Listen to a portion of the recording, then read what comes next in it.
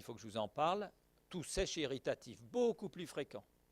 Un patient sur 10. Un patient sur 10, sous IEC, se met à tousser. Une petite toux sèche, une petite toux... il peut faire le tour des pneumologues, des ORL, on ne comprend pas. Bah si. Première question à poser à un patient qui a une toux sèche, prenez-vous un IEC. Comme il ne sait pas ce que c'est qu'un IEC, vous lui citez bien tous les noms des médicaments. Et on pense que c'est la bradykinin qui joue un rôle.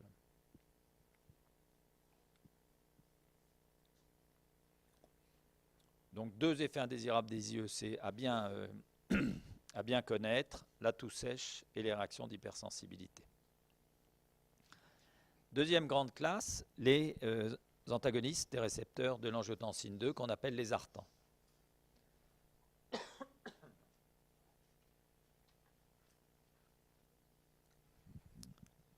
Donc je vous place leur niveau d'action. Vous voyez qu'il n'est pas en amont, comme on l'a vu avec les inhibiteurs d'enzymes de conversion, mais il est en aval directement au niveau du récepteur. Ce sont des antagonistes des récepteurs. Ce ne sont pas des inhibiteurs d'enzymes, ce sont des antagonistes de récepteurs.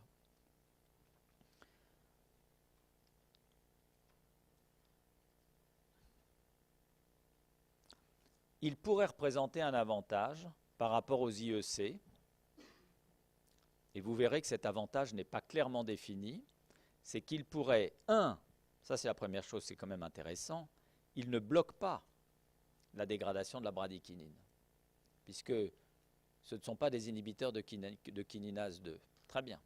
Donc, ils n'exposent pas au risque d'angioœdème. Pas plus que n'importe quel antihypertenseur qui n'est pas un IEC. Évidemment, ils peuvent, comme n'importe quel médicament, y exposer, mais pas plus. Les IEC, c'est vraiment, franchement, plus. Deuxième chose, ils bloquent la fabrication d'angiotensine 2 tout en aval. Alors vous voyez que là, la transformation d'angiotensine 1 en angiotensine 2, elle est assurée par l'enzyme de conversion, mais il existe une autre voie alterne qui passe par une chimase. Bon, on ne sait pas très bien quel est le rôle des chimases. Ce n'est certainement pas un rôle majeur, mais peut-être que dans certains cas, c'est un rôle important. Donc, avantage par rapport aux IEC, 1, on évite de bloquer la dégradation de la bradykinin.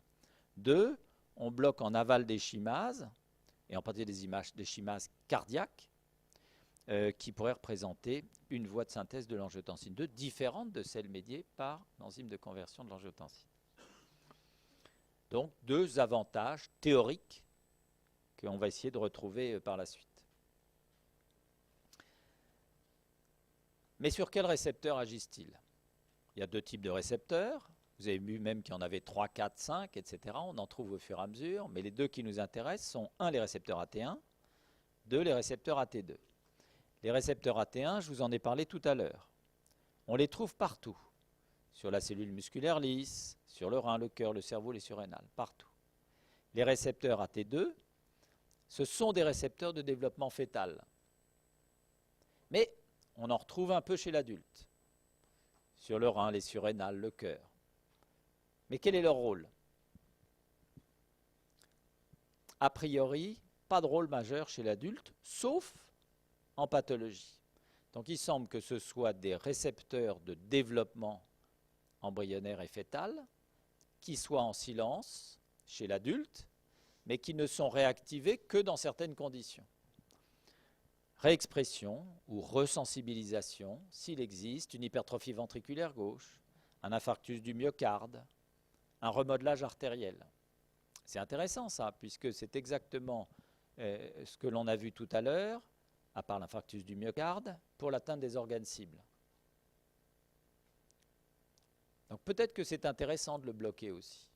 Peut-être pas. Peut-être qu'il a un effet protecteur. Donc la question reste ouverte. Et il faut bien comprendre le système de contre-régulation. Donc vous allez voir, c'est facile. Voilà ce qui se passe en physiologie. L'angiotensine 2 produite exerce au travers de récepteurs AT1 de l'appareil juxtaglomérulaire une inhibition de la sécrétion de rénine.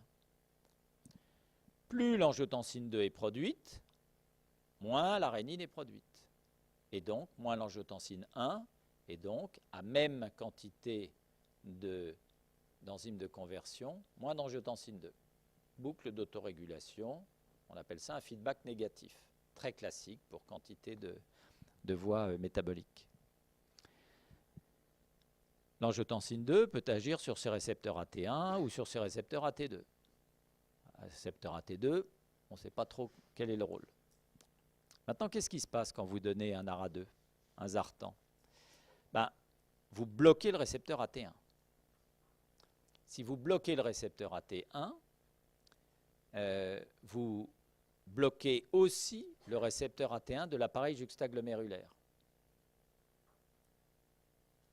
Si vous bloquez les effets inhibiteurs de l'angiotensine 2 sur la production de rénine, vous augmentez la production de rénine. C'est ça qu'on appelle une levée de feedback négatif. Moins par moins égale plus. Si vous augmentez la production de rénine, vous augmentez la production d'angiotensine 1, vous augmentez la production d'angiotensine 2. C'est pas grave, puisque vous avez bloqué les récepteurs AT1. N'empêche que vous avez une concentration d'angiotensine 2 circulante qui est augmentée. Et qu'est-ce qu'elle va faire? Elle va peut-être activer les récepteurs AT2. Ils ne sont pas bloqués. Et toute la question, c'est est-ce que cette angiotensine 2 qui est en excès, est-ce qu'elle exerce un rôle protecteur au travers de l'activation des récepteurs AT2 ou est-ce qu'elle exerce un rôle délétère? On ne sait pas bien. Donc si on revient à notre petite balance, récepteur AT1, récepteur AT2, c'est bon d'antagoniser les récepteurs AT1. On va bloquer la croissance cellulaire, on va bloquer le stress oxydant, on va bloquer la fibrose, on va favoriser tout le remodelage cardiaque et artériel. C'est excellent pour l'organisme. On protège notre organisme. Bon.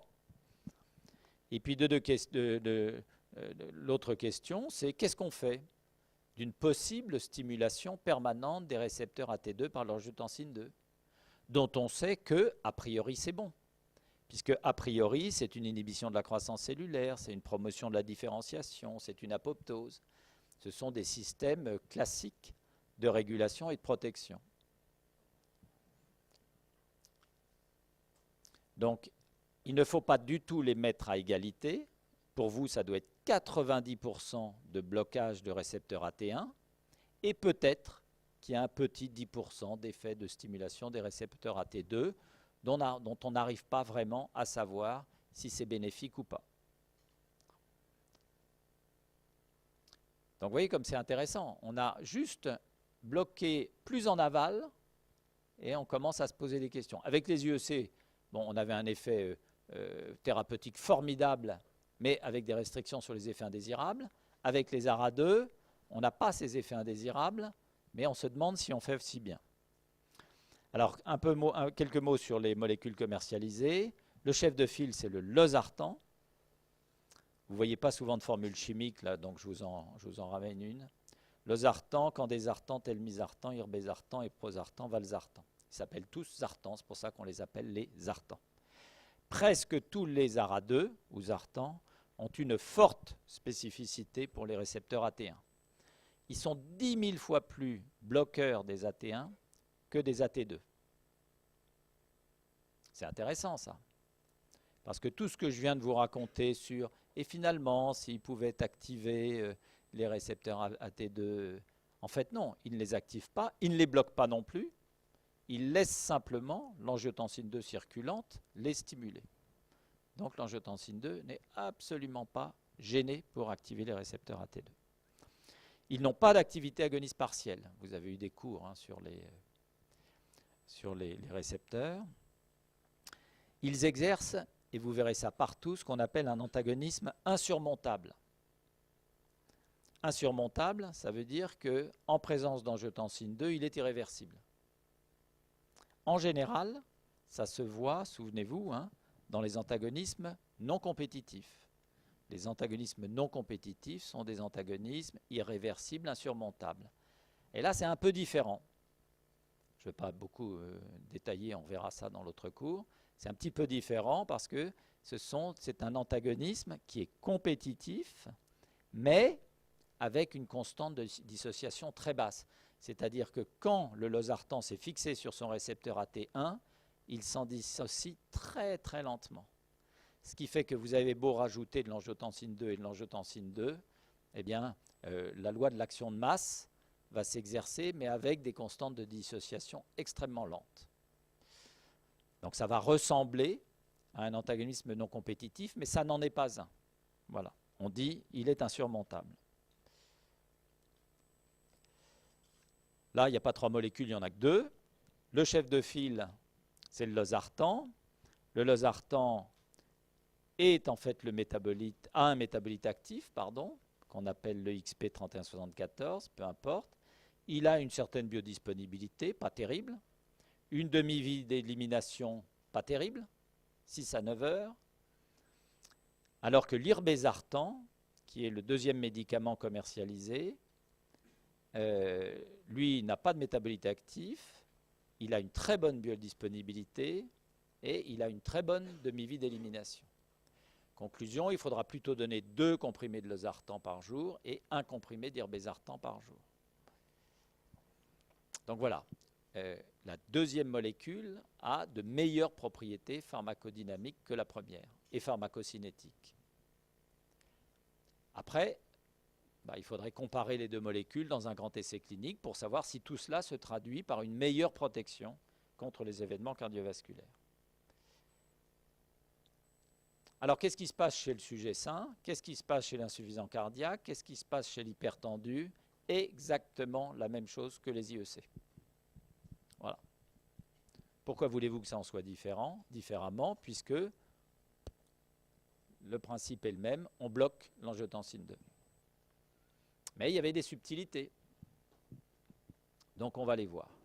Donc en tout cas, au plan hémodynamique, ce que vous avez appris pour les IEC, vous le savez pour les ARA2, et c'est exactement le même mécanisme d'action. Là, je vous montre un essai qui date d'il y a 20 ans et qui a bien changé les choses, l'étude LIFE.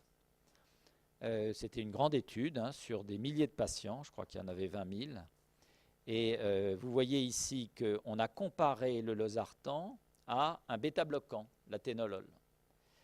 Donc vous voyez que sur ces 4 années et demie, la pression artérielle a baissé, beaucoup au début, et puis quand même un peu plus chaque fois, un peu plus encore, voilà. Mais qu'il n'y a aucune différence entre les 2 médicaments. La baisse de pression artérielle a été identique. Et pourtant, à même baisse de pression artérielle, qu'est-ce qu'on voit? Une amélioration du pronostic avec le losartan par rapport au bêta-bloquant. C'est-à-dire que la pente d'événements cumulés, vous voyez, est moindre avec le losartan qu'avec l'aténolol. Primary composite endpoint, ça veut dire un peu d'insuffisance cardiaque, un peu d'infarctus, un peu d'accident vasculaire cérébral, etc. Donc ça veut dire quoi? C'est très important ça. Ça veut dire qu'on a protégé nos patients, non seulement en baissant la pression artérielle, dont on sait que c'est un facteur mécanique simple, vous avez trop de pression, l'artère s'abîme, le cœur s'abîme, mais en plus, probablement, en agissant sur le système rénine-angiotensine, on est allé bloquer des phénomènes délétères, pression indépendants. Ça, c'est très important. On est allé cibler un mécanisme de complications qui ne dépend pas uniquement de la pression. Donc ça a été une des premières grandes études qui a ouvert la voie à ce qu'on appelle les effets pression indépendants chez l'hypertendu. Conclusion dans les indications, l'hypertension artérielle, les 7 ARA2 commercialisés ont tous une indication dans l'hypertension et seulement certains ont une indication dans l'insuffisance cardiaque.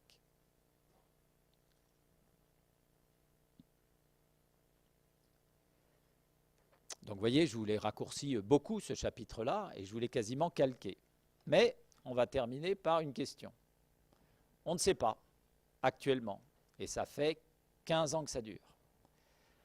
quelle différence d'efficacité entre ces deux classes au long cours en pratique clinique?